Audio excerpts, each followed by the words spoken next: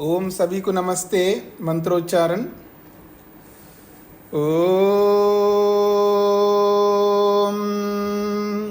सहना भवतु सहनौ भुनक्तु सह वीर्यं करवावहै तेजस्विनावधीतमस्तु मा विद्विषावहै। ओम शांति शांति शांति। योग दर्शन की कक्षा संख्या 245 है। कैवल्य पाद के 7वें सूत्र को लेकर के हम विचार कर रहे हैं। कर्म सिद्धांत। कर्मा शुक्ला कृष्णम योगिनस्त्रिविधमितरेषां। योगिनः योगी के कर्म जो कर्म होते हैं वो अशुक्ल अकृष्ण होते हैं। न तो उसमें शुक्लता अर्थात न तो उसमें पुण्य होता है और न कृष्णता न पाप होता है। योगी के कर्म पुण्य पाप से रहित होते हैं। योगी के कर्म पाप पुण्य से रहित होते हैं। इतरेषां त्रिविधम। योगी के अतिरिक्त जितने भी लोग होते हैं उनके त्रिविधम 3 प्रकार के कर्म होते हैं। अर्थात पाप कर्म होते हैं जिनको कृष्ण कहा है, मिश्रित कर्म होते हैं जिनको शुक्ल कृष्ण कहा है, और पुण्य कर्म होते हैं जिनको शुक्ल कर्म कहा है। तो चतुष्पदी खलु इयम कर्म जाति। कर्मों की जो जाति है, कर्मों का जो प्रकार है वो 4 पांवों वाली है। अर्थात 4 प्रकार के कर्म हैं। कृष्णा, शुक्ल कृष्णा, शुक्ला, अशुक्ल कृष्णा, अशुक्ल अकृष्णा, ये 4 प्रकार के हैं। तत्र कृष्णा दुरात्मा नाम। जो कृष्ण कर्म हैं वो दुरात्मा लोग करते हैं, दुष्ट लोग करते हैं, जिनको आप पापी कहते हैं। दुर्मार्ग रास्ते में जाने वाले, दुष्ट, दुर्जन, कोई भी शब्द आप प्रयोग करते हैं, ऐसे लोग जो कर्म करते हैं वो कृष्ण कर्म यानी पाप कर्म है। और शुक्ल कृष्ण वो करते हैं जो हम सब लोग हैं। और शुक्ल अकृष्ण नहीं, शुक्ल कृष्ण जो कर्म हैं वो बाह्य साधनों से होते हैं। बहि साधन साध्या, बाह्य साधनों से सिद्ध करने योग्य है।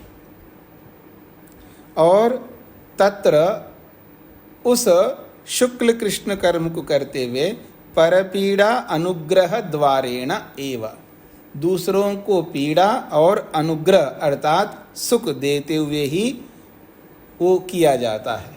और ऐसे जो कर्म होते हैं उनको शुक्ल कृष्ण कहते हैं। तभी हमारा कर्माशय का समूह उत्पन्न होता है। अर्थात हमारा जितना भी कर्माशय है, कर्म समुदाय है, वो इसी प्रकार का होता है। तो जो बाह्य साधन है जिसकी चर्चा हमने कल की है कि 5 कर्मेंद्रियां होती हैं, केवल मात्र 5 कर्मेंद्रियां हैं जिनसे हम कर्म करते हैं, यही बाह्य साधन है। तो इसको 2 विभागों में बांटेंगे तो वाणी का कर्म अलग वाचनिक कर्म कहते हैं, और बाकी जो 4 कर्मेंद्रियां बची हैं, हस्त, पाद, मूत्रेंद्रिय और गुदा इंद्रिय, ये 4, इनसे हम जो भी कर्म करते हैं 4 प्रकार के कर्म, उनको शारीरिक कर्म कहते हैं। शरीर से होने वाले कर्मों को शारीरिक कर्म, वाणी से होने वाले वाचनिक कर्म। तो वाचनिक और शारीरिक इस प्रकार से 5 प्रकार के कर्म हम करते हैं। इन्हीं को बाह्य साधन कहते हैं। और इन कर्मों को करते हुए कोई भी ऐसा कर्म नहीं है जो इन बाह्य साधनों से हम करते हैं जिसमें किसी आत्मा को चाहे वो एक आत्मा हो या अनेक आत्मा हो, उनको दुख देते हैं, और वो एक आत्मा हो या अनेक आत्मा हो, उनको सुख देते हैं। तो सुख और दुख देते हुए उनके कर्मों को करते हैं, अथवा उस कर्म से किसी को सुख मिलता है, किसी को दुख मिलता है। उसी समय मिले, आगे पीछे मिले, कभी भी मिले। ऐसे कर्म को शुक्ल कृष्ण कर्म कहते हैं, और वही मिश्रित कर्म कहलाता है। और याद रखिएगा, बिना मिश्रित कर्म किए हम में से कोई भी नहीं जी सकते। मैं योगी की बात नहीं कर रहा हूं। जिस योगी के कर्म अशुक्ल अकृष्ण होते हैं उसकी बात नहीं कर रहा हूं, उसको छोड़ करके चलते हम लोग, उसकी चर्चा हम अंत में करेंगे। उस योगी को छोड़ करके कोई भी मनुष्य ऐसा नहीं हो सकता 3 काल में वो मिश्रित कर्म किए बिना जी सकता हो। सांस लेना होगा आपको, पानी पीना होगा आपको, खाना खाना होगा आपको, कपड़े पहनना होगा आपको, मकान बनाने होंगे आपको, पैसे कमाना होगा आपको। जो कुछ भी करोगे वो सारे के सारे मिश्रित कर्म है। पाप कर्मों को छोड़ के हम चल रहे हैं, पाप कर्म तो हो गए, उनकी चर्चा भी करने की आवश्यकता नहीं है। पाप कर्म को एक तरफ रख दो और योगी के कर्म को एक तरफ रख दो।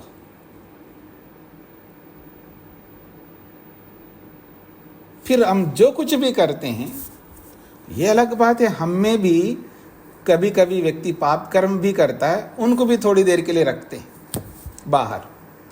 फिर जो हम करते हैं, चाहे खाने का करते हैं, चाहे पीने का करते हैं, चाहे चलने के करते हैं, चाहे कुछ भी करते हैं, प्रत्येक कर्म के पीछे सुख और दुख जुड़े हुए हैं, और सुख और दुख देते हुए हम कर्म करते हैं, तो सब मिश्रित कर्म होते जा रहे हैं।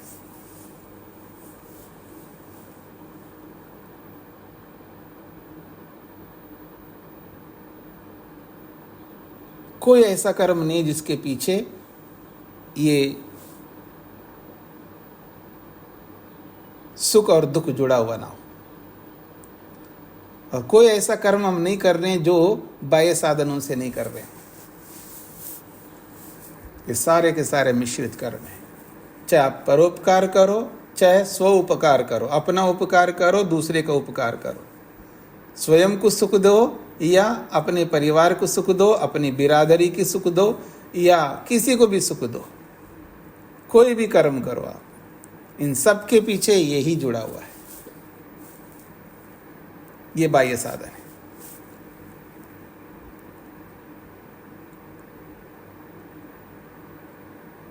अब इन बाह्य साधनों में जिनको, क्योंकि स्तर भी होता है ना, एक तो स्वयं के लिए खा रहा है, तो स्वयं के लिए खा रहा है वो, उसमें भी सुख दुख जुड़े हुए हैं, क्योंकि वो क्रिया कर रहा है, खाने की शारीरिक क्रिया कर रहा है, स्वयं के लिए खिला रहा है, स्वयं को खिला रहा है वो, तो उसमें भी मिश्रित कर्म बन रहा है। अपने परिवार के लिए भी खिला रहा है तो भी मिश्रित कर्म कर रहा है। लेकिन जब हम दूसरों को खिलाते हैं, जिसको आप परोपकार कहते हैं, दूसरों को हम खिलाते हैं, परोपकार करते हैं,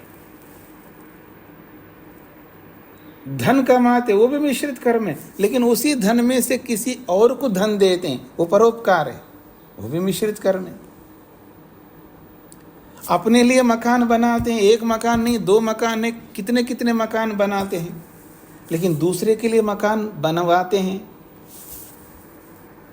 ये कई लोग मिलकर के दूसरों के लिए मकान बनवाते हैं, परोपकार है। अपने लिए मकान बनाना, दूसरों के लिए भी बनाना, वो भी मिश्रित कर्म है। दोनों मिश्रित कर्म है, लेकिन दोनों में बहुत अंतर है। स्वयं के लिए करना, परिवार के लिए करना मिश्रित कर्म है, लेकिन जब अपना ना होते हुए भी दूसरे के लिए करते हैं, ये परोपकार कहलाता है, वो भी मिश्रित कर्म है। दोनों में बहुत अंतर है। तो जिनको आप अच्छे मिश्रित कर्म कहते हैं, वो अच्छे मिश्रित कर्म हम बहुत कम करते हैं। समझने का प्रयत्न करना। जिनको अच्छे मिश्रित कर्म कहते हैं, श्रेष्ठ मिश्रित कर्म कहते हैं, वो बहुत कम करते हैं।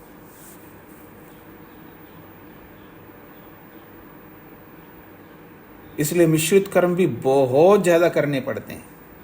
बस करते जाओ, परोपकार के नाम से जितने भी करते जाओ वो सारे मिश्रित कर्म है, लेकिन उनको करते रहना पड़ेगा। उसके बिना हमारा गुजारा नहीं चलेगा, उसके बिना हम आगे भी बढ़ नहीं सकते।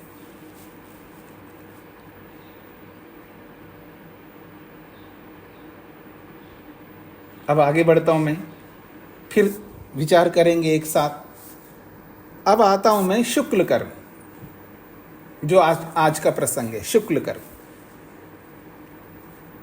अब कमर कस लीजिएगा शुक्ल कर्म के लिए, जो कि आप नहीं कर पा रहे। मैं सीधा यही बोल सकता हूं, मिश्रित कर्म तो आप कर ही रहे हैं, अपने लिए, दूसरों के लिए, सबके लिए कर ही हैं, लेकिन शुक्ल कर्म करना है। शुक्ल कर्म,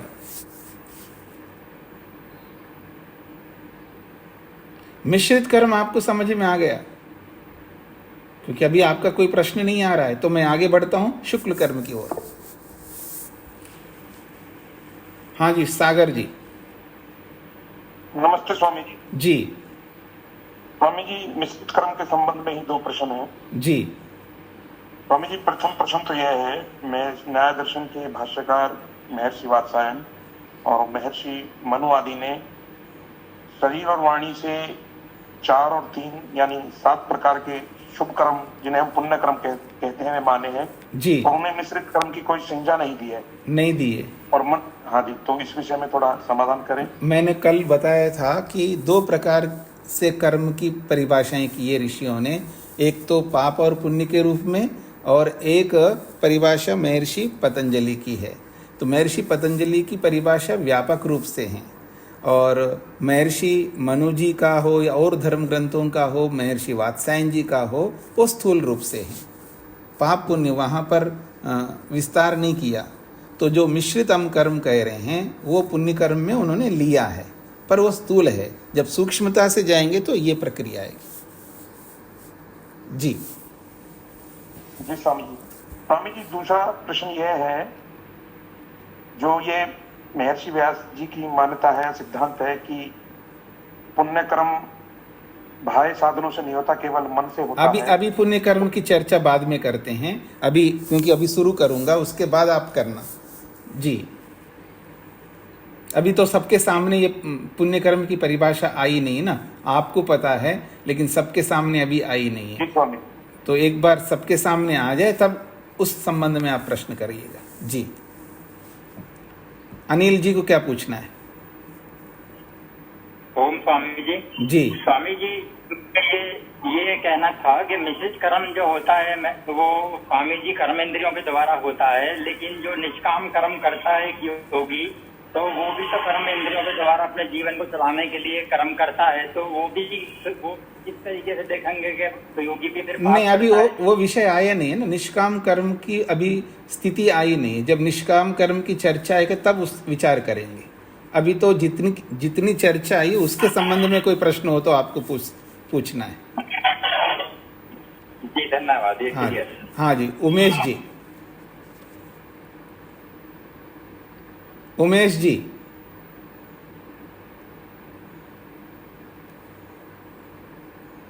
अच्छा कोई बात नहीं। श्वेता जी। नमस्ते स्वामी जी। जी स्वामी जी, हम लोग हाईएस्ट अच्छा मिश्रित कर्म करने के लिए प्रयास करेंगे, बट फिर भी कुछ पाप तो लग रहा है, तो उसका क्या उपाय है स्वामी जी ना लगने के लिए? इसमें कोई उपाय नहीं है जी, हम मजबूर है। अपरिहार्य कहते हैं इसको, अपरिहार्य। अपरिहार्य का मतलब है हम मजबूर है, हम इसका कोई परिहार नहीं है। परिहार का मतलब उपाय नहीं है इसका। हमें सांस लेना है, हमें गाड़ी में बैठ के जाना है, हमें प्लेन में बैठना, हमें रेल में बैठना, हमें कार में बैठना है, हमें दौड़ना है, पैदल चलना है, हमें खाना पकाना है, खाना है, सब जगह पाप और पुण्य, मतलब यानी वहाँ दुख भी दिया जाता है और सुख भी दिया जाता है, सब जगह है सर। इसको छोड़ करके हम नहीं चल सकते। इसको छोड़ना है तो निष्काम कर्मों में प्रवेश करना होगा, इसका कोई उपाय नहीं है। अगर आपको किसी को भी, मेरे को किसी को भी अगर मिश्रित कर्म नहीं करना है, इसमें तो पाप भी लग रहा है, सुख यानी पुण्य तो हो रहा है लेकिन पाप भी हो रहा है, तो नहीं चाहते पाप तो छोड़ दें, मिश्रित कर्म करना छोड़ दें, निष्काम कर्म कर लें। पर इतना आसान नहीं है निष्काम कर्म करना। उसकी चर्चा जब हम करेंगे तो फिर आप में से कितने लोग तैयार होते हैं उस निष्काम कर्म को करने के लिए, तब बात सामने आ जाएगी। मतलब मैं ये नहीं चाह रहा हूँ कि हमें मिश्रित कर्म करना ही करना चाहिए। मेरा ये उपाय यानी मेरा कोई सिद्धांत नहीं कि मिश्रित कर्म करना ही पड़ेगा, लेकिन जिनका सामर्थ्य नहीं हो क्या करेंगे? जिनके पास सामर्थ्य ही नहीं है निष्काम कर्म करने के, वो मिश्रित कर्म करेंगे ही करेंगे। हाँ, एक उपाय हो सकता है कि वो पुण्य कर्म बढ़ाते जाए, और पुण्य कर्म बढ़ाना भी इतना सरल नहीं है। अभी पुण्य कर्म की चर्चा मैं करूंगा आपके सामने, उससे भी आपके सामने स्पष्ट हो जाएगा। ठीक है स्वामी जी जी। और एक बात ये भी कहना चाहूँगा, जब चारों कर्म आपके सामने आ जाएंगे ना, तब आप लोग को थोड़ा सा स्पष्ट हो जाएगा, फिर प्रश्न करेंगे तो अच्छा है। जी, गुप्ता जी को क्या कहना है? नमस्ते स्वामी जी। जी स्वामी जी, जो बाह्य साधन में है, हमारा जो भौतिक साधन है बाहर के, उसको भी लेंगे इसके अंदर? कौन से भौतिक साधन है बताइए, कोई एक आध। जैसे भौतिक साधन जैसे आज बाह्य भौतिक साधन और एग्जाम्पल ले सकते हैं जी। कोई भी जैसे गाड़ी हुई या कोई भी हम जो यूज करते हैं। एक उदाहरण तो बताइए, भौतिक साधन कौन सा?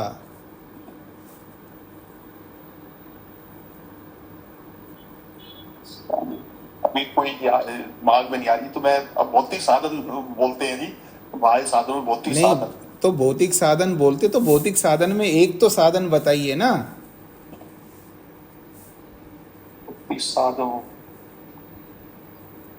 स्वामी जी ने दोबारा पूछो। हाँ तो दोबारा पूछ लेना, मेरे कोई आपत्ति नहीं है।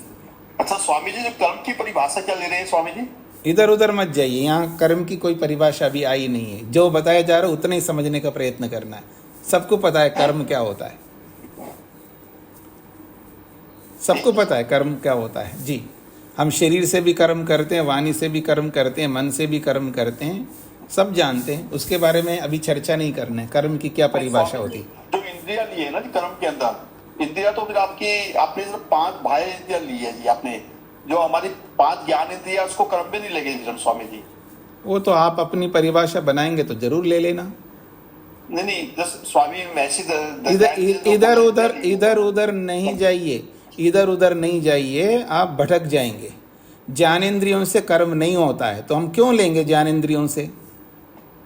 ज्ञानेंद्रियों से तो ज्ञान प्राप्त करता है आत्मा। ज्ञानेंद्रियां तो ज्ञान प्राप्त कराने के लिए होती हैं, उनसे कर्म कैसे होंगे? और उसके बारे में महर्षि स्वामी दयानंद क्यों बोलेंगे कि ज्ञानेंद्रियों से कर्म होता है? कहाँ बताया? कहीं नहीं बताया। इसलिए समझ करके चलना है सबको। नहीं, महर्षि दयानंद ने जो लिखा है, जो नहीं, आप इधर इधर मत जाइए, इधर उधर मत जाइए। आप पढ़ लीजिए, फिर वापस कर्मों को पढ़ लीजिए। उन्होंने जो लिखा है उसको पढ़ करके प्रश्न करिए। ऐसे ऊपर ऊपर से नहीं समझना है, ऊपर ऊपर से नहीं चलना है, आपको प्रूफ के साथ बोलना है।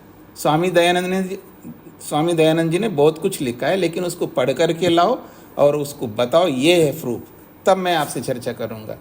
केवल ऐसे ऊपर ऊपर से नहीं कहना है। जी, वो सब मैंने पढ़ा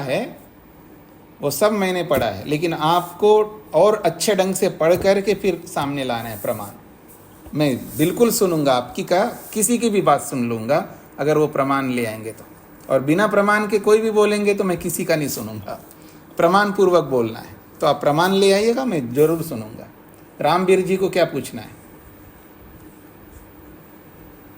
स्वामी जी नमस्ते जी, आपने बताया कि जो मिश्रित कर्म है, ये खाना यात्रा करना, ये तो योगी भी करेगा, वो यात्रा करेगा या खाना खाएगा, क्या निष्काम कर्म करेंगे, वो बच सकते हैं योगी इससे भी?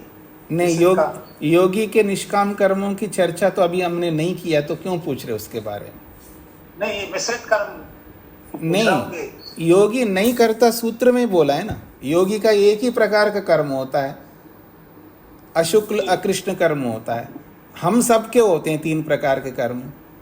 अब इसके ऊपर कोई प्रश्न नहीं बनेगा, इसलिए पहले उसके निष्काम कर्म कब करता है वो समझ लो, उसके बाद में प्रश्न पूछ लेना। जी हम आगे आगे क्यों दौड़ते हैं? जो बताया जा रहा उसको समझ लो, और उसमें कोई प्रश्न आता है तो वो करना चाहिए। अगर वो नहीं समझ में आ रहा है तो उसके बारे में प्रश्न करना चाहिए। आगे का प्रश्न क्यों करते हैं हम लोग, जिसको हमने अभी पढ़ा ही नहीं है। जी, ये विद्यार्थियों को कैसे चलना चाहिए वो मैं आपके सामने रख रहा हूँ। आप लोगों में से कोई ये ना समझे कि मैं आप लोगों को दबाने के लिए बोल रहा हूँ, क्योंकि प्रक्रिया यही है। जो बात पढ़ाई जाती है उसको समझना एक बात, और उसमें कोई बात समझ में नहीं आई तो उसके बारे में प्रश्न करना, और जो बात अभी बताई नहीं गई उसके बारे में प्रश्न अभी नहीं करना है। वो कैसे बचेंगे? जब योगी की चर्चा होगी तब आप लोग जरूर पूछना, जब उसकी चर्चा होने के बाद में, कि योगी मिश्रित कर्म करता है नहीं करता है, ये बात तब पूछना जब योगी की चर्चा पूरी हो जाए। जी, अब मैं आगे बढ़ता हूं जी। शुक्ल कर्म, शुक्ल कर्म कौन कर सकते हैं उसकी परिभाषा महर्षि वेदव्यास जी ने स्पष्ट करके बताया है, समझने का प्रयत्न करना। शुक्ला तपः स्वाध्याय ध्यानवताम, तपः स्वाध्याय ध्यानवताम। शुक्ल कर्म कौन कर सकते हैं? तो कह रहे हैं तपः, जो तप करने वाले, स्वाध्याय, जो स्वाध्याय करने वाले, और ध्यानवताम, जो ध्यान करने वाले। तप स्वाध्याय ध्यान करने वाले शुक्ल कर्म करते हैं। आपके मन में आता हो तप तो हम लोग भी करते हैं, पर यहाँ तप 3 प्रकार का होता है। तप 3 प्रकार का होता है। शारीरिक तप भी होता है, वाचनिक तप भी होता है, और मानसिक तप भी होता है। तो यहाँ तप से मानसिक तप लिया जा रहा है, वाचनिक और शारीरिक तप नहीं लिया जा रहा है। स्वाध्याय जो है हम 2 प्रकार से करते हैं, वाचनिक करते हैं और मानसिक करते हैं स्वाध्याय। तो यहाँ पर स्वाध्याय वो लिया जा रहा है जो मानसिक स्वाध्याय है। ध्यान जो है हम 2 प्रकार से करते हैं, वाचनिक भी करते हैं और मानसिक भी करते हैं। या मानसिक ध्यान को लेना है तो तप स्वाध्याय ध्यानवताम, जो मानसिक तप करने वाले, मानसिक स्वाध्याय करने वाले और मानसिक ध्यान करने वाले शुक्ल कर्म करते हैं। और वो शुक्ल कर्म कैसा होता है? साही केवले मनसी आयतत्वात् अबहि साधना अधीना न परान पीड़यित्वा भवति। कहते हैं सा, वो जो शुक्ल कर्म है, शुक्ल जाति वाला जो कर्म है, सा वो जो शुक्ल जाति वाला कर्म है, केवले मनसी आयतत्वात्, केवल मन से ही किया जाता है। शुक्ल कर्म केवल मन से होता है, अर्थात पुण्य कर्म केवल मन से होता है। शरीर से पुण्य कर्म नहीं होता है, वाणी से पुण्य कर्म नहीं होता है। समझने का प्रयत्न करना, परिभाषा को अपने मन में बिठा लीजिएगा। कहते हैं साही केवले मनसी आयतत्वात्, केवल मन से किया जाता है पुण्य कर्म, शुक्ल कर्म। और कहा अबहि साधना अधीना, ये बाह्य साधनों से बिल्कुल नहीं किया जाता है। और एक बात कहिए, न परान पीड़यित्वा भवति, दूसरों को दुख दिए बिना ही होता है ये। यानी शुक्ल कर्म में, पुण्य कर्म में दूसरों को दुख दिया ही नहीं जाता है। दूसरों को दुख दिए बिना, बाह्य साधनों के बिना, केवल मन से किए जाने वाले कर्म, वो भी जो तप करने वाले, स्वाध्याय करने वाले, ध्यान करने वाले करते हैं। ये शुक्ल कर्म की परिभाषा है। इसको समझने का प्रयत्न करिएगा। जो तपस्या करने वाले हैं, और मैंने आपके सामने तपस्या की परिभाषा की थी महर्षि पतंजलि और वेदव्यास जी के अनुसार, तपो द्वंद्व सहनम, द्वंद्वों को सहन करना। और वो द्वंद्वों को सहन जो है, यानी कोई पैसे पाने के लिए सहन कर रहा है वो तप नहीं है। पैसे पाने के लिए जो सहन कर रहे हैं वो तपने का मतलब है ग्राहक आता जा रहा है दुकान पे और बैठा है, पत्नी बुला रही है, सुनो सुनिए, ओ जी, ए जी, भोजन का समय हो गया, आ जाओ जी। नहीं तो रुक, अभी तो ग्राहक सिर पर बैठा है, तुम भोजन के लिए बुला रहे। ऐसा करते वो बैठा रहता है, भोजन का समय निकल जाता है, भूख निकल जाती है और बस पैसे कमाता जा रहा है, तपस्या कर रहा है, लगातार गले पर बैठा है आदमी।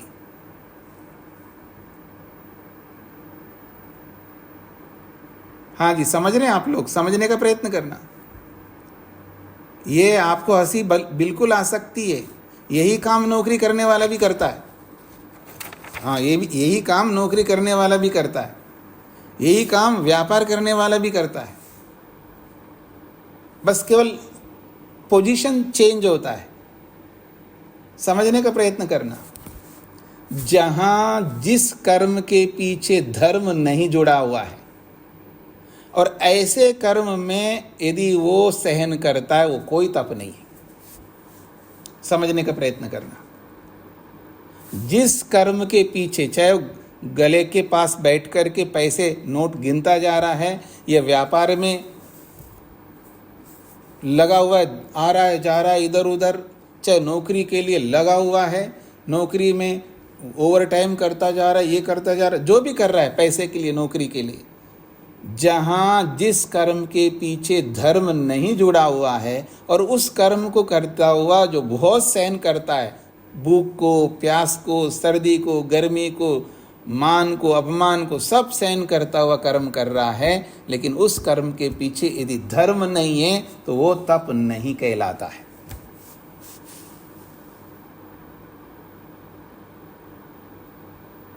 हाँ जी, ग्राहक सिर पर बैठा है, भोजन का समय हो गया है, भोजन नहीं कर रहा है और पैसे प्राप्त करने के लिए एक जगह बैठा हुआ हिल नहीं रहा है, तपस्या कर रहा है, वो तप नहीं है।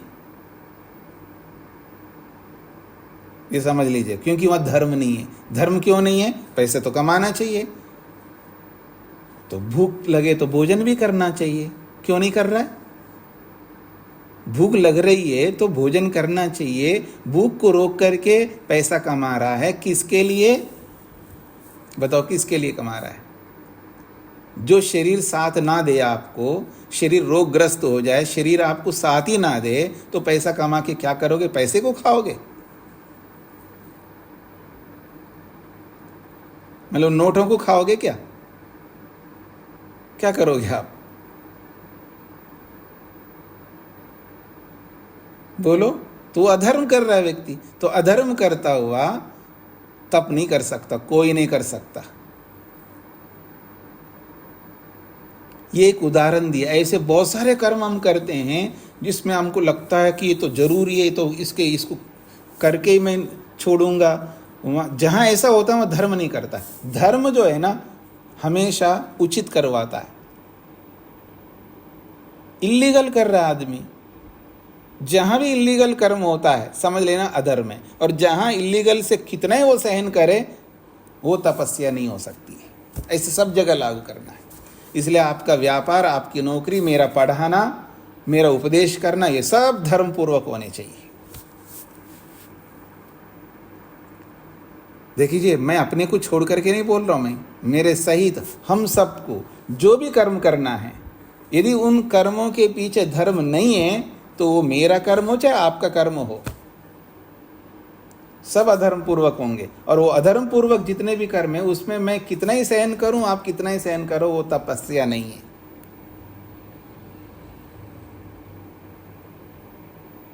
तो जैसे आदमी शरीर से सहन करता है वो शारीरिक तप होगा, और वाचनिक तप क्या है? सामने वाला गाली पे गाली निकालता जा रहा है, मैं मुंह खोलता ही नहीं रहा, गोदरेज का ताला लगा के बैठा हूं, कुछ नहीं बोलता, वाणी बंद है मेरी, तो वाणी का तप है। अथवा ऐसा नपा तुला बोलता जा रहा हूं, धर्मपूर्वक वाणी का प्रयोग कर रहा हूं, तप है। तो ना शारीरिक तप काम आएगा यहाँ पर, ना वाचनिक तप काम आएगा। यहाँ तो मानसिक तप करनी है। काम, क्रोध, लोभ, मोह, ईर्ष्या, अहंकार, ये वो सिर पर बैठ के नाच रहे हैं और मैं मन ही मन में उसको सहन करता जा रहा हूँ, सहन करता जा रहा हूँ। आवेग पैदा हो रहे मन के अंदर, लेकिन उन आवेगों को रोक रहा हूँ। उनको रोकते हुए बड़ा दुख होता है मेरे को, लेकिन सहन कर रहा हूँ मैं, रोकना ही पड़ेगा मेरे को मन में। ये मानसिक तप।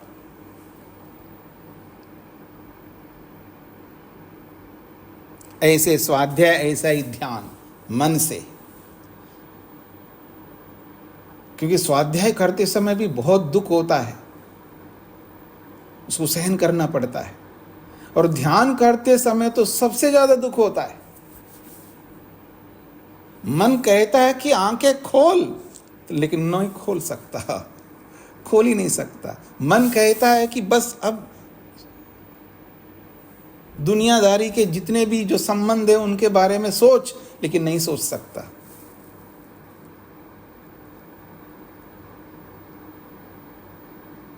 मन बार बार जाने लगता है संसार के उन समस्त व्यर्थ के चीजों में, लेकिन नहीं ले जा सकता। मन चाहता है कि ये सब सोचूं, नहीं सोच सकता। बड़ा रोकना पड़ता, बड़ा दुख होता है मेरे को, क्या करूं, लेकिन सहन करना पड़ता है। मन को एक टक भगवान में लगा के रखो, परेशान हो रहा हूं मैं, बड़ी कष्ट हो रहा है कि कब तक ऐसा करूं, लेकिन सहन करना पड़ता है। तो मानसिक तप, मानसिक स्वाध्याय और मानसिक ध्यान करने वाले जब कर्म कर रहे होते हैं तो केवल मन से कर्म कर रहे होते हैं, और बाह्य साधनों से, न वाणी से, न बाकी चारों कर्म इंद्रियों से कोई कर्म नहीं किया जा रहा है। और इस मानसिक कर्म को करते हुए किसी दूसरे को दुख नहीं दिया जा रहा है। ये बड़ी बात है। मन ही मन में मैं आपको गाली दूं, नहीं चल सकता, तो पुण्य कर्म नहीं बनेगा वो।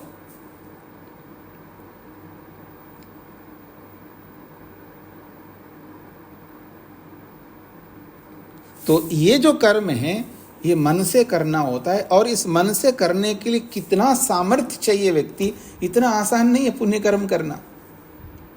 मिश्रित कर्म करना ही आसान नहीं है आपके लिए, और ये पुण्य कर्म करना तो और ज्यादा कठिन है, लेकिन करना पड़ेगा। पूछ रहे थे ना अभी कि हम तो ये करना नहीं चाहते हैं जिसमें पाप भी हो रहा है, आ जाओ अब पुण्य कर्म करते हैं। अब ये जो पुण्य कर्म मन से करना है तो कैसे कर लेंगे पुण्य कर्म? क्या आप लोगों को लग सकता है मन से तो करना है, इसमें तो किसी को तो लाभ मिल ही नहीं रहा है। किसको लाभ देना चाहते हो आप? हाँ जी, मन से, अगर हम मन से करते रहेंगे तो किसी को तो लाभ देंगे नहीं, इससे क्या फायदा है? तो किसको देना चाहते हो लाभ? आप तो देना ही नहीं चाहते दूसरे को लाभ, तो ये तो अच्छा हुआ है ना। ना आपके पैसे खर्च होंगे, जो आप पैसे देना ही नहीं चाहते हो, ना आपके पैसा खर्च होगा, ना आपके कपड़े देने पड़ेंगे। इतने कपड़े भरे हुए हैं, ना वो कपड़े देना चाहते हैं आप। इतना सोना चांदी खुद पहनते नहीं, पड़ा पड़ा बेकार हो रहा है, ना आप सोना चांदी देना चाहते हैं। नोटों को जमा करते जा रहे हो, ना वो नहीं दे, कुछ तो देना नहीं चाह रहे हो शरीर से, तो बहुत अच्छा है ना। आपसे कुछ तो जाएगा नहीं, केवल मन से करो, ये तो बहुत सरल हो जाएगा। पर ये सरल भी आप नहीं करना चाहते, ये सरल भी आप नहीं करना चाहते। अब ये जब पुण्य कर्म जब हमको करना होता है, कैसे करना होता है अभी बताएंगे आगे, यहां नहीं बता रहे, लेकिन मैं आगे की बात अभी बताऊंगा, क्योंकि 10वां सूत्र जब पढ़ेंगे तब आपको समझ में आएगा कैसा होता है पुण्य कर्म। इतना आसान नहीं है।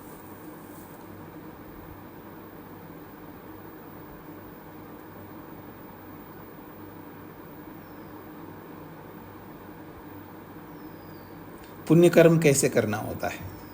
मन से करना है, मन से करना है। जब पत्नी पति के लिए प्रार्थना करती है, पति के लिए पत्नी प्रार्थना करती है, पति पत्नी के लिए प्रार्थना करता है, बेटा बेटी माँ बाप के लिए प्रार्थना करते हैं, माँ बाप बेटे बेटी के लिए प्रार्थना करते हैं।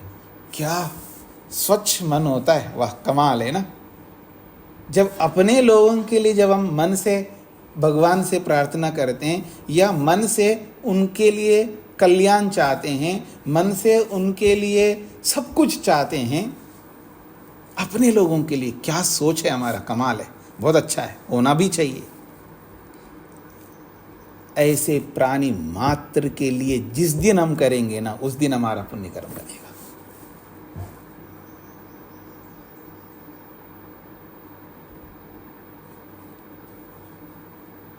जो सुख, जो शांति, जो तृप्ति, जो भी कल्याण हम अपने निकट के निकट व्यक्ति के लिए हम चाहते हैं, वो चाह प्राणी मात्र के लिए जब हम करेंगे तब हमारा पुण्य कर्म बनेगा। अब वो प्राणी मात्र के लिए कैसे करना, वो कैटेगरीज बता दिए पहले। मैत्री, करुणा, मुदितोपेक्षा नाम बताया ना वहां पर।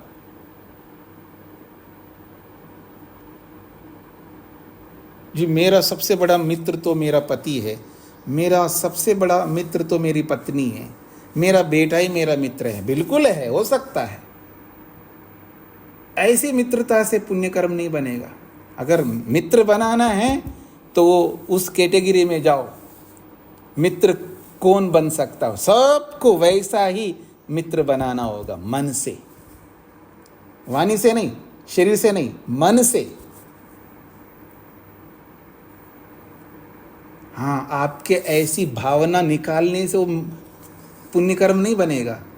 मन में द्वेष भरा हुआ हो, ईर्ष्या भरी हुई हो, मन में अहंकार भरा हुआ हो, फिर वो अहंकार मन से, द्वेष मन से, ईर्ष्या मन से आप वो भावना नहीं निकाल सकते।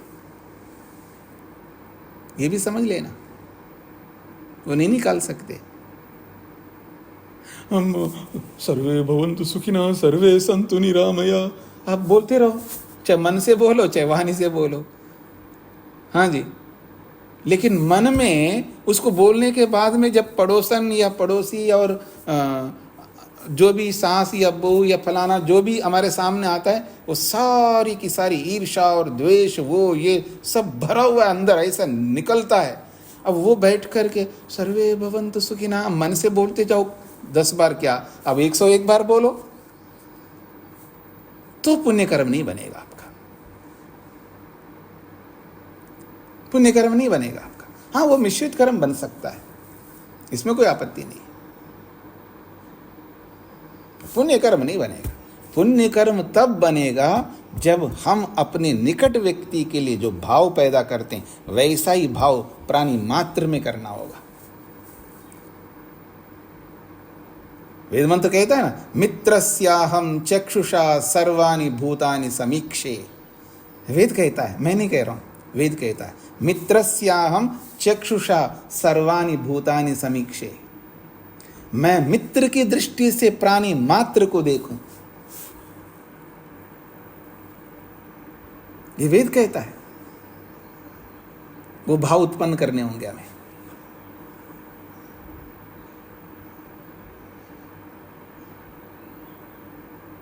तो हमें वो कैटेगरीज बनाना होगा, वो बनाना होगा कि किन को मित्र बनाऊं, किन से मित्रता करूं, मन से, तो पुण्य कर्म बनेगा। पर भाव पवित्र होने चाहिए, ऊपर ऊपर से नहीं।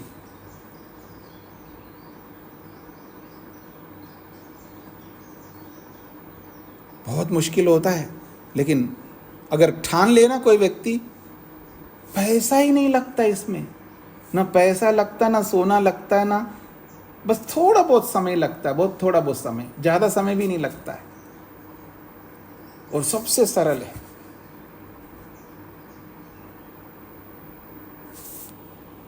सबसे कठिन भी है सबसे कठिन भी है। जो मिश्रित कर्म नहीं करता है ना, जो मिश्रित कर्म नहीं करता, परोपकार वाले बड़े बड़े मिश्रित कर्म नहीं करता, वो पुण्य कर्म में प्रवेश ही नहीं कर सकता। क्या समझते हैं आप? अच्छा हुआ है, मेरे को थोड़ा बहुत पैसा मेरे पास है, थोड़ा बहुत सोना चांदी है, थोड़ा ये है वो है, मैं चलो अच्छा हुआ, शुक्र है भगवान का, मेरे कुछ देना नहीं पड़ेगा, मैं धड़ल्ले से बैठ करके मानसिक कर्म बहुत बना लूँगा। नहीं बना सकते।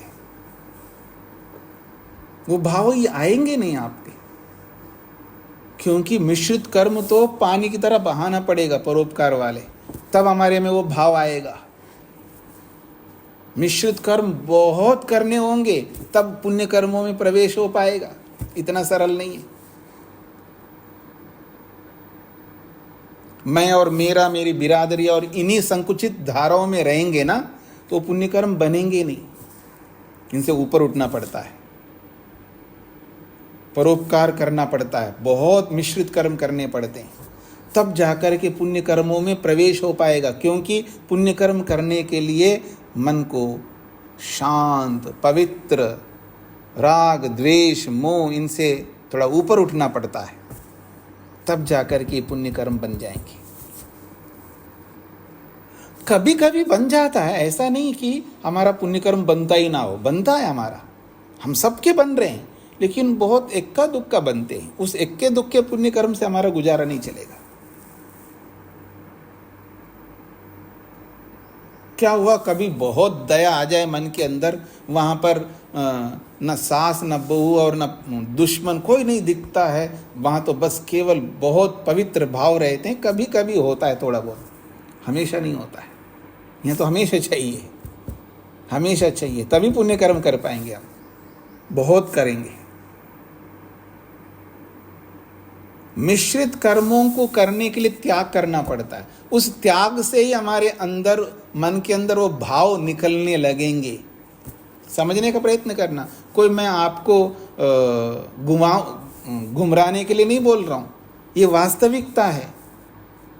क्योंकि जितने ज़्यादा मिश्रित कर्म करेंगे ना, हमारे अंदर जो भाव है ना वो यथार्थ में आने लगेंगे।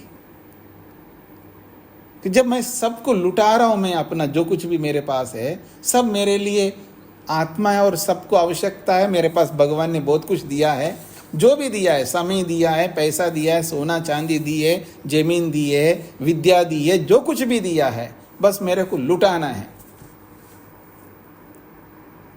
मिश्रित कर्म के माध्यम से। तब जाकर के हमारे मन के अंदर वो पवित्र भाव आने लगेंगे, सब हम लोगों को मित्र बना पाएंगे, तब जाकर के हम लोग करुणा कर पाएंगे। ऐसे बहुत सारे कर्म हैं।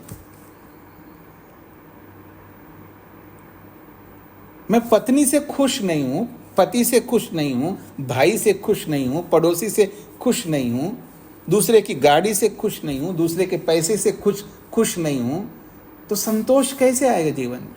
संतोष तो तब आता है जब सबको एक भाव से देखेंगे हम। जिसकी भी प्रगति हो रही है, जिसकी भी उन्नति हो रही है, उसको देख करके मन के अंदर जो है खुशियां निकल रही है, प्रसन्नता आ रही है, संतोष आ रहा है, ये तभी आएगा। और हम मर्यादाएं बांध करके रखेंगे, नहीं ये गलत आदमी है, फलाना आदमी है, वो ऐसा आदमी है, ये ऐसा आदमी है, भरते जाओ अपने अंदर द्वेष की भाव में, कैसे आएगा संतोष मन के अंदर? इतना सरल नहीं है।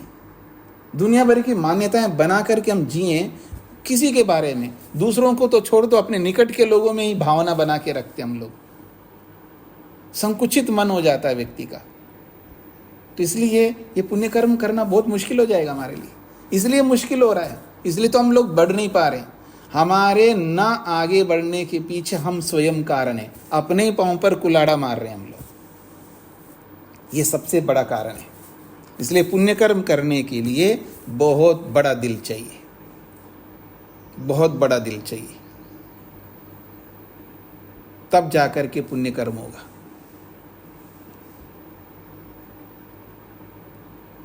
इसलिए जब पुण्य कर्मों में प्रवेश करना होता है तो ऋषियों का सिद्धांत है वो त्याग ही त्याग करता रहता है। सारी उपनिषदें भरी पड़ी है त्याग से, क्योंकि मिश्रित कर्म बहुत करने पड़ते हैं, इतने करने पड़ते हैं कि बस पूछो मत।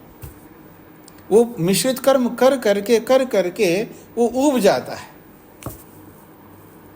ऊब जाता है। फिर वो ऊबने का मतलब है सब दे दिया ना, तो देता ही जा रहा है, देते जा रहा है। ये नहीं देखता है कि ये खराब है, फलाना है, वो ये है, और मान्यताएं बना के नहीं रखता। मिश्रित कर्म बस लुटाता जा रहा है, तब जाकर के उसके अंदर भाव अच्छे पैदा होने लगते, फिर पुण्य कर्मों में प्रवेश करता है वो व्यक्ति।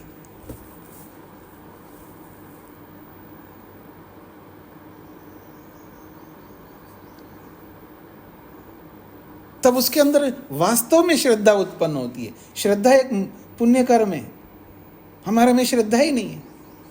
जैसी श्रद्धा होनी चाहिए हमारे में, वो श्रद्धा ही नहीं है।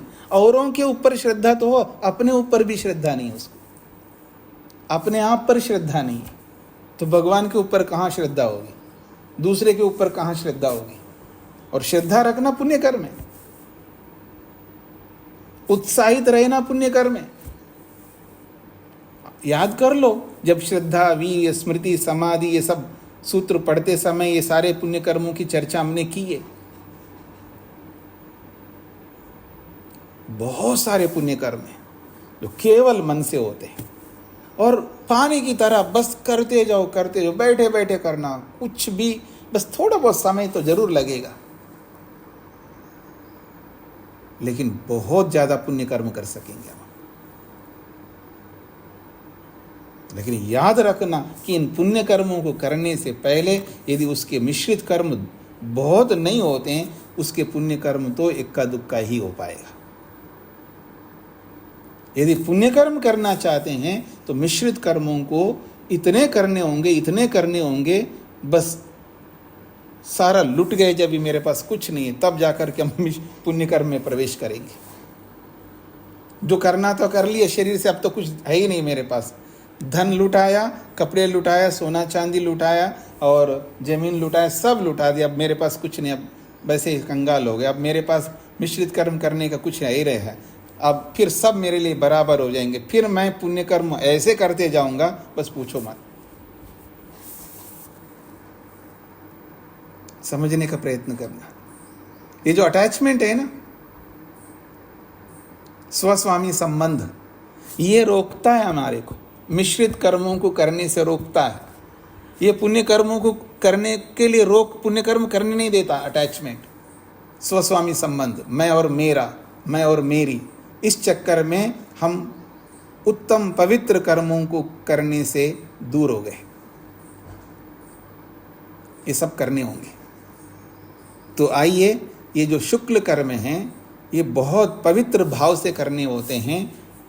धर्मपूर्वक जो तपस्या करने वाले होते हैं, धर्मपूर्वक जो स्वाध्याय करने वाले होते हैं, धर्मपूर्वक जो ध्यान करने वाले होते हैं, धर्मपूर्वक संतुष्ट रहने वाले होते हैं, धर्मपूर्वक शांत प्रसन्न रहने वाले होते हैं, वही लोग ये पुण्य कर्म करते हैं जो केवल मन से हुआ करते हैं, केवल मन से। और पुण्य कर्म थोड़े मोड़े नहीं, बहुत है पुण्य कर्म करने के लिए, बहुत है पुण्य कर्म। तो आपके सामने परिभाषा आई है, पुण्य कर्म केवल केवल केवल मन से होते हैं। पुण्य कर्म केवल मन से होते हैं, और वो भी पुण्य कर्म कि मानसिक होते हैं। अर्थात मन से होते हैं, मानसिक होते, एक ही बात है। लेकिन ऐसे यूं मन से होते, मन का कोई भी नहीं कर सकता। जिसके जीवन में धर्म है वो पुण्य कर्म कर सकता है। जिसके जीवन में जितना अधिक धर्म है वो उतना अधिक पुण्य कर्म कर पाएगा। पुण्य कर्म करने के लिए बहुत बड़ा धर्म चाहिए जीवन में, बहुत बड़ा त्याग चाहिए, और बहुत अनगिनत मिश्रित कर्म चाहिए, तब वो पुण्य कर्मों में प्रवेश कर सकता है। पहले पाप कर्मों से बचने की चेष्टा करना है। पहले ये जो पाप करते रहते हैं, जहां अवसर आता है उस पाप से बचने की चेष्टा करो, पाप से दूर होने की चेष्टा करो। फिर मिश्रित कर्मों को बढ़ाते जाओ, और ऐसे बढ़ाते जाओ पानी की तरह, धीरे धीरे धीरे धीरे पुण्य कर्म हमारे में बढ़ने लग जाएंगे।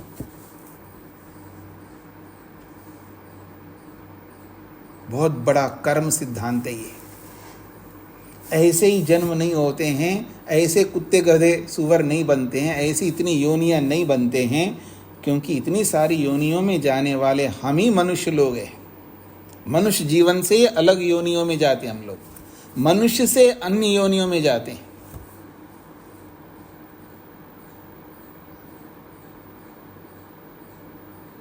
इसलिए इन कर्मों को समझना है। कर्म बहुत जटिल विषय है, व्यापक विषय है।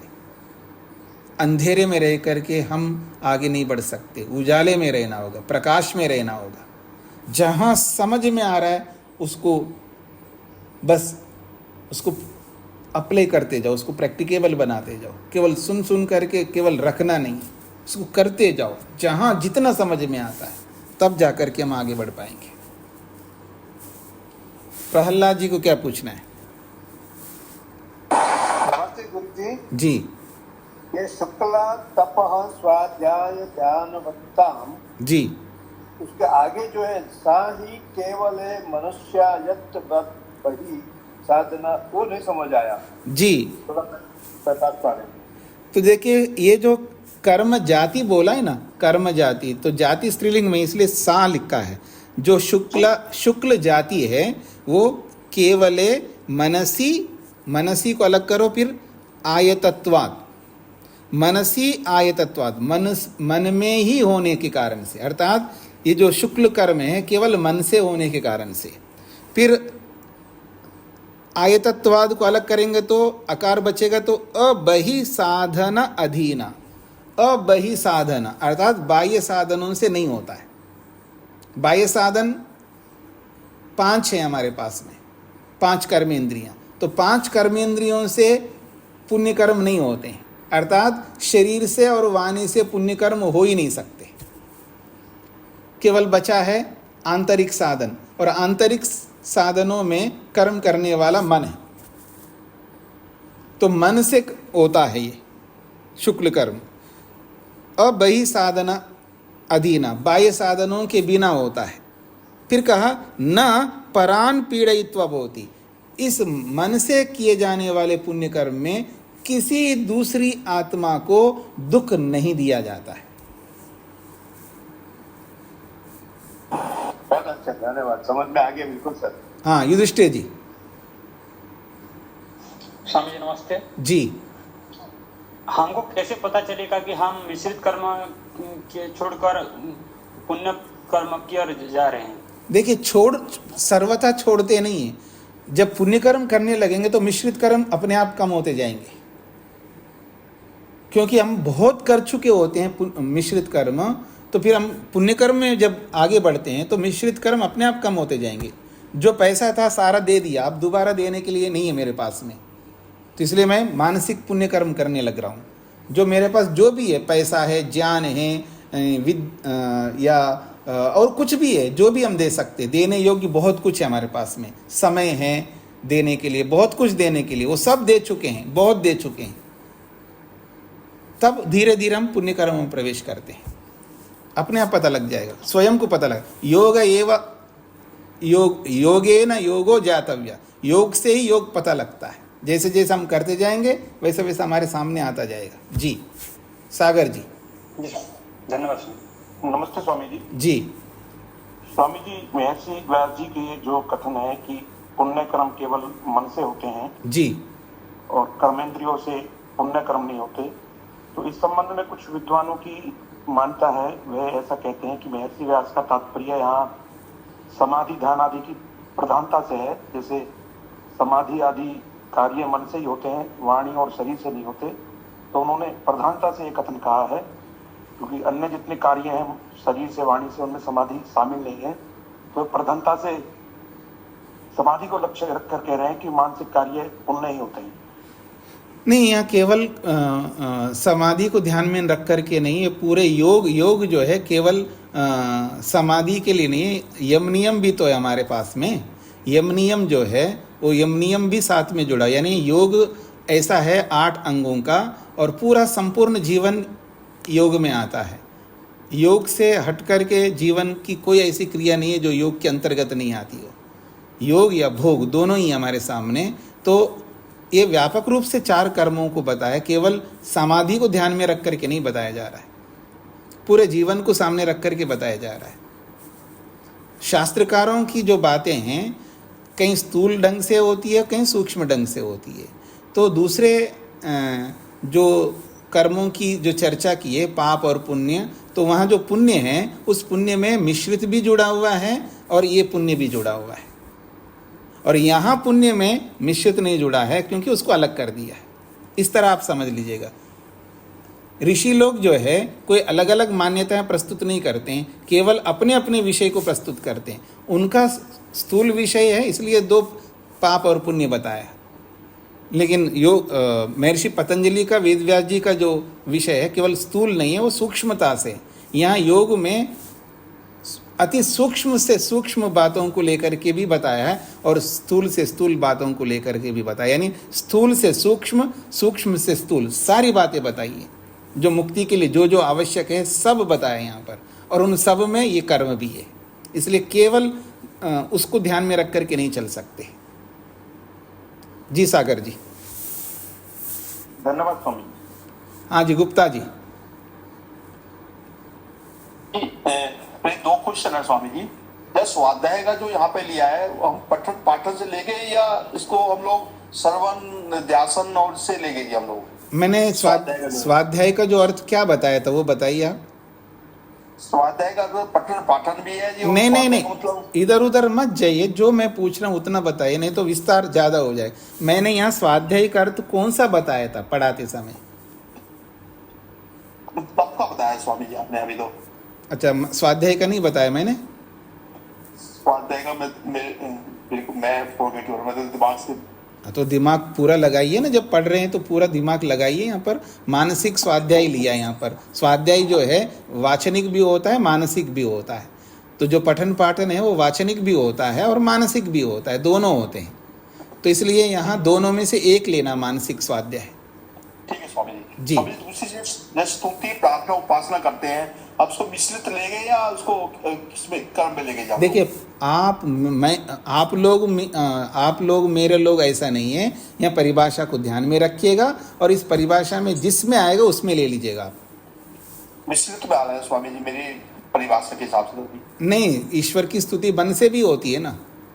हाँ, मन से भी होती है। तो इसलिए आप पूरी तरह सोचिएगा ना, एकांगी होकर के क्यों सोच रहे हो? पूरी तरह सोच करके आप चलिए। जब फिर नहीं समझ में आए तो तब पूछिएगा। श्वेता जी। नित्य कर्म जो है उसको हम मिश्रित में लेंगे जी? देखिए, आप एक एक चीज को नहीं बताता हूँ, आप परिभाषा को जोड़ो और वहाँ जो भी नित्य कर्म है, कैसे भी कर्म हैं, उन कर्मों को किन से कर रहे हो उससे आपको पता लग जाएगा।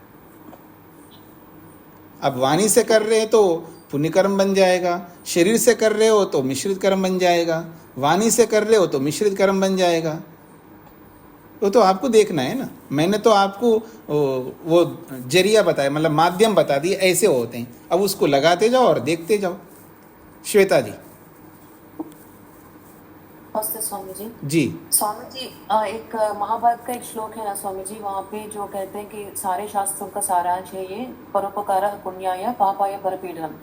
तो वो तो मन से किसी के लिए बहुत अच्छा सोचे तो उसके लिए अच्छा तो होगा नहीं, मगर अगर मैं जाके किसी के लिए परसों करवाया था, किसी के लिए हवन करवाया था, वो रोगी है उनके लिए हवन करवाया और तब तक वो ऐसा कुछ करेंगे तो ही तो होगा ना स्वामी जी उसके लिए। हाँ, इसके ऊपर अभी चर्चा करेंगे ना। अभी कर्म पूरे हुए नहीं ना, कर्म पूरे नहीं हुए।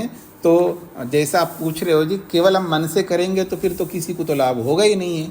हाँ, यही कहना चाह रहे ना। तो कोई दुनिया में ऐसा आदमी केवल मन से कर्म करता है? वो आप बताइए। वो शरीर से भी करेगा, वाणी से भी करेगा, सब प्रकार से करेगा ना। मैं कब कह रहा हूँ केवल मन से ही करना चाहिए? मैं तो, मेरा सिद्धांत नहीं है। मैंने कहा मन से बहुत पुण्य कर्म करने हैं। मिश्रित कर्म तो होंगे ही। जब बहुत ज़्यादा पुण्य कर्म बढ़ेंगे तो मिश्रित कर्म कम होते जाएंगे, और बहुत मिश्रित कर्म और बहुत पुण्य कर्म करते जाएंगे तो पाप कर्म करने के लिए मेरे पास अवसर ही नहीं मिलेगा। लेकिन इस मिश्रित कर्म करने से पहले, पुण्य कर्म करने से पहले पाप ही तो कर रहे थे हम लोग। सब प्रकार के कर्म करते जाएंगे हम। जब योगी तक पहुंचेंगे ना, वो सब कर्म कर चुके होते हम लोग। जैसे कोई नौकरी के लिए आता है ना, ये 10 घाट का पानी पी के आए जी हमारे पास।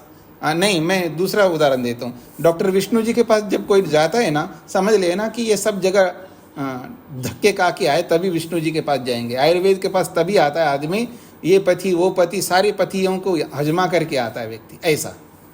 तो ऐसे इनको भी समझ लीजिए, कर्मों को सब कर चुका होता है वो। निष्काम तक पहुंचने से पहले वो सब कर चुका होता है, पुण्य कर्म करने से पहले वो सब कर चुका होता है, मिश्रित कर्म करने से पहले वो पाप कर चुका होता है। इतना आसान नहीं है, सब करता है व्यक्ति। जी, चर्चा करेंगे हम, समय आपका पूरा हो गया, बाकी जिनके प्रश्न है वो बाद में करिएगा। इसको यहीं पर विराम देता हूँ। इसको बहुत आराम से चलेंगे, आपके जितने भी प्रश्न हैं ना उस पर चर्चा करेंगे, और भी मैं आपके सामने रखूँगा इस विषय को विस्तार से, क्योंकि बहुत समझने योग्य है ये कर्म सिद्धांत। ओम शांति शांति शांति।